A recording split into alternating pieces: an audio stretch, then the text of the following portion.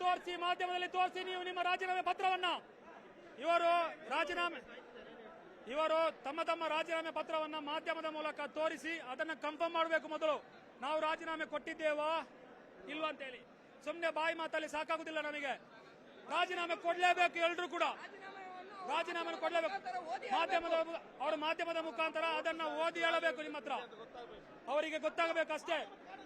ನಮ್ಮ ಬೇಡಿಕೆ ಒಂದೇ, ಮಾಧ್ಯಮದ ಹತ್ರ ಅವರು ತೋರಿಸಬೇಕು. ರಾಜೀನಾಮೆ ಪತ್ರವನ್ನು ಓದಿ ಮಾಧ್ಯಮದ ಮುಂದೆ ಅವರು ತೋರಿಸಲಿ. ಅಷ್ಟರಿಂದ ಹೋಗುದೇ ಇಲ್ಲ, ಅವರು ಮಾಧ್ಯಮ ಹತ್ರ ತೋರಿಸಿ ಹೇಳ್ಬೇಕು. ನಂತರ ನಾಯಕರನ್ನಾಗಿ ಮಾಡಿದ್ದು ನಾವು ತಳಮಟ್ಟದ ಕಾರ್ಯಕರ್ತರು ದುಡಿದು ಅವರನ್ನು ನಾಯಕರನ್ನು ಮಾಡುವಾಗ ಅವರು ನಮ್ಮ ಮಾತಿಗೆ ಬೆಲೆ ಕಟ್ಟು ರಾಜೀನಾಮೆ ಈ ಸಂದರ್ಭದಲ್ಲಿ ಕೊಡಲೇಬೇಕು. ದಕ್ಷಿಣ ಕನ್ನಡ ಜಿಲ್ಲೆ ಬಹಳಷ್ಟು ಶಾಂತಿ ಸೌಹಾರ್ದತೆಗೆ ಹೆಸರಾಗಿರ್ತಕ್ಕಂಥ ಒಂದು ಜಿಲ್ಲೆ, ಅದರಲ್ಲಿ ಕೂಡ ಬುದ್ಧಿವಂತರ ಜಿಲ್ಲೆ ಅಂತ ಕೂಡ ನಾವು ಹೇಳ್ತಾ ಇದ್ದೇವೆ. ಇತ್ತೀಚಿನ ದಿನಗಳಲ್ಲಿ ಬಹಳಷ್ಟು ಅಮಾಯಕ ಜೀವಿಗಳು ಬಲಿಯಾಗ್ತಾ ಇದೆ.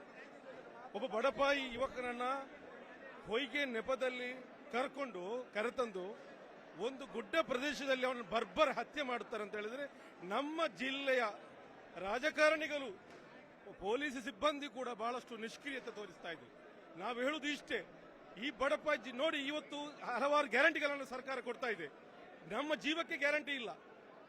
ನಾವು ಎಲ್ಲರೂ ಕೂಡ ಅಲ್ಪಸಂಖ್ಯಾತರು ಅಂತ ಹೇಳಿಕೊಂಡು ಬರ್ತಕ್ಕಂಥ ನಾವೆಲ್ಲರೂ ಕೂಡ ಕಾಂಗ್ರೆಸ್ ಪಕ್ಷವನ್ನ ಇಷ್ಟರ ತನಕ ಬಹಳಷ್ಟು ಪ್ರೀತಿಯಿಂದ ಗೌರವ ಮತ್ತು ಮತ ಕೊಟ್ಟು ಚಲಾವಣೆಯನ್ನು ಮಾಡಿ ಅಧಿಕಾರಿಯಾಗಿ ಬಂದಿದ್ದಾರೆ. ಇವತ್ತು ನಾವು ಹೇಳುವುದು ಇಷ್ಟೇ, ನಮಗೆ ಬೇರೆ ಏನು ಗ್ಯಾರಂಟಿ ಬೇಡ, ಶಾಂತಿ ಸೌಹಾರ್ದತೆ ಇಲ್ಲಿ ಬೇಕು.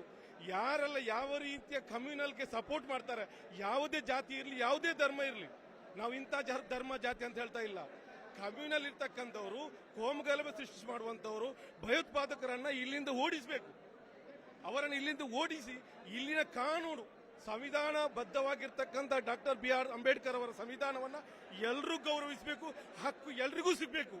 ಒಂದೇ ಧರ್ಮಕ್ಕೆ ಎಲ್ರಿಗೂ ನ್ಯಾಯವಾದಂತಹ ಬದ್ಧವಾದಂತಹ ಕಾನೂನು ಇಲ್ಲಿ ರಚನೆಯಾಗಬೇಕು. ಇಂತಹ ನಿಟ್ಟಿನಲ್ಲಿ ಜಿಲ್ಲೆಯ ಏನು ಪೊಲೀಸ್ ಸಿಬ್ಬಂದಿಗಳಿದ್ದಾರೆ ಅವರನ್ನ ತಕ್ಷಣ ಇಲ್ಲಿಂದ ವರ್ಗಾವಣೆ ಮಾಡಬೇಕು. ನಮ್ಮ ಒಕ್ಕೂರ ಬೇಡಿಕೆ ಇಷ್ಟೇ, ನಮಗೆ ಸ್ವತಂತ್ರವಾಗಿ ಬದುಕು ಹಕ್ಕನ್ನ ಕೊಡಬೇಕು ಅಂತ ಹೇಳಿ ನಾನು ಎಲ್ಲರಲ್ಲೂ ಕೂಡ ವಿನಂತಿಯನ್ನು ಮಾಡ್ತಾ ಇದ್ದೇನೆ. ಬೇಡಿಕೆ ಇಷ್ಟೇ, ನಾವೊಬ್ಬರು ಮುಸಲ್ಮಾನರು ಅನ್ನುವ ಕಾರಣಕ್ಕೆ ಮತ್ತೆ ಈ ನೆಲದಲ್ಲಿ ನಮ್ಮ ಜಾತಿಯನ್ನ ಹಿಡ್ಕೊಂಡು, ನಮ್ಮ ಧರ್ಮವನ್ನ ಹಿಡ್ಕೊಂಡು ಹತ್ಯೆ ಮಾಡಬಾರದು.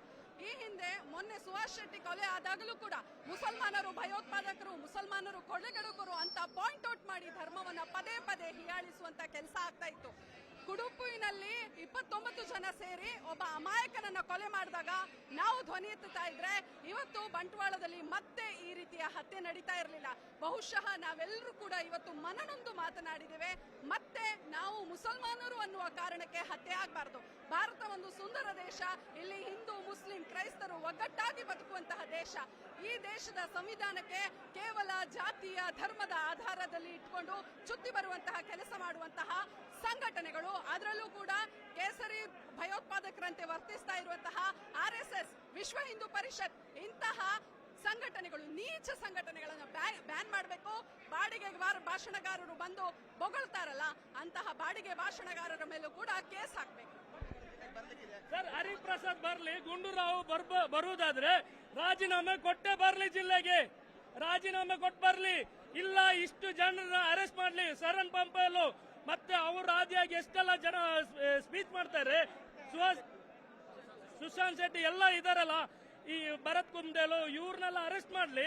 ಅರೆಸ್ಟ್ ಮಾಡಿದ ಮೇಲೆ ಅವ್ರ ಜಿಲ್ಲೆ ಕಾಲಿಡ್ಲಿ ಉಸ್ತುವಾರಿ ಸಚಿವರಾಗಿ. ಇಲ್ಲ, ರಾಜೀನಾಮೆ ಕೊಟ್ಟು ಬರ್ಲಿ ಅವರು. ಅದೇ ಯಾಕೆ ಎದುರ್ತಾ ಇದೆ ಅಂತ ಗೊತ್ತಾಗ್ತಾ ಇಲ್ಲ. ಮಂಗಳೂರಲ್ಲಿ ಕಾಂಗ್ರೆಸ್ ಸರ್ಕಾರ ಯಾಕೆ ಎದುರ್ತಾ ಇದೆ? ಈ ಸಂಘಿಗಳಿಗೆ ಯಾಕೆ ಎದುರ್ತಾ ಇದೆ ಕಾಂಗ್ರೆಸ್ ಸರ್ಕಾರ? ಯಾಕೆ ಕುರ್ಚಿ ಮೇಲೆ ಈ ತರ ಇಟ್ಕೊಂಡಿದ್ದೀರಾ? ನಾಳೆ ನೀವು ಬರ್ತೀರಾ, ನಾವು ಬರ್ತೀವಿ ಅಂತ ಏನ್ ಗ್ಯಾರಂಟಿ? ಇರೋ ಅಧಿಕಾರನ ಚಲಾಯಿಸಿ, ಇವತ್ತು ಅಧಿಕಾರನ ಚಲಾಯಿಸಿ ಎಲ್ಲರನ್ನು ಗೂಂಡಾ ಕಾಯ್ದೆ ಹಾಕಿ ಅರೆಸ್ಟ್ ಮಾಡ್ಲಿ. ದ್ವೇಷ ಭಾಷಣ ಮಾಡ್ಕೊಂಡು ಮನೇಲಿ ಕೂರ್ತಾರಲ್ಲ, ಇವಾಗ ಕೊಲೆ ಆದವರು ಬಲಿಪಶುನೇ, ಕೊಲೆ ಮಾಡಿದವರು ಬಲಿಪಶುನೇ. ಸ್ಪೀಚ್ ಮಾಡ್ತಾರಲ್ಲ ದ್ವೇಷ ಭಾಷಣ, ಅವರೆಲ್ಲ ಆರಾಮಾಗಿ ಎಲ್ಲೆಲ್ಲೋ ಕೂತ್ಕೊಂಡು ಎಂಜಾಯ್ ಮಾಡ್ತಾ ಇರ್ಬೇಕು ನೋಡ್ಕೊಂಡು.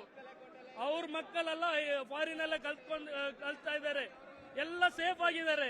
ಇವಾಗ ಅನುಭವಿಸ್ತಾ ಇರೋದು ಕೊಲೆಯಾದವರು, ಕೊಲೆ ಮಾಡಿದವರು ಅಷ್ಟೇ. ಅವ್ರ ಜೀವನನೂ ಹೋಯ್ತು. ಅವರೇನು ಕೊಲೆ ಮಾಡಿ ಜೈಲಿಂದ ಹೋಗಿ ಆರಾಮಾಗಿ ಇರಲ್ಲ, ನೆಕ್ಸ್ಟ್ ಅವ್ರಿಗೂ ಆಗುತ್ತೆ ಅಲ್ವಾ? ಇದೇ ತರ ಅಲ್ವಾ ಇಲ್ಲಿ ನಡೀತಾ ಇರೋದು ದಕ್ಷಿಣ ಕನ್ನಡದಲ್ಲಿ? ಇದನ್ನ ಸ್ವಲ್ಪ ನಿಲ್ಲಿಸಿ. ಇವಾಗ ಸರ್ಕಾರ ಇದೆ, 130 ಚಿಲ್ಲರೆ ಸೀಟ್ ಬಂದಿದೆ, ನಮ್ಮವರ ಹನಿಯಿಂದ ಬಂದಿರೋದು. ಮುಸಲ್ಮಾನರ 90% ಓಟ್ ಇದೆ ನಮ್ಮ ಸರ್ಕಾರಕ್ಕೆ, ನಾವು ಮಾಡ್ಕೊಟ್ಟಿದೀವಿ. ಅದನ್ನೆಲ್ಲ ನಮಗೂ ಒಂದು ಕೊಟ್ಟಿರೋದಕ್ಕೆ ನಮ್ಗಾದ್ರೂ ಒಂದು ಸ್ವಲ್ಪ ಭರವಸೆ ಆದ್ರೂ ಕೊಡ್ಲಿ, ಅಷ್ಟೇ ಹೇಳ್ತಾ ಇರೋದು ನಾವು. Ansar general secretary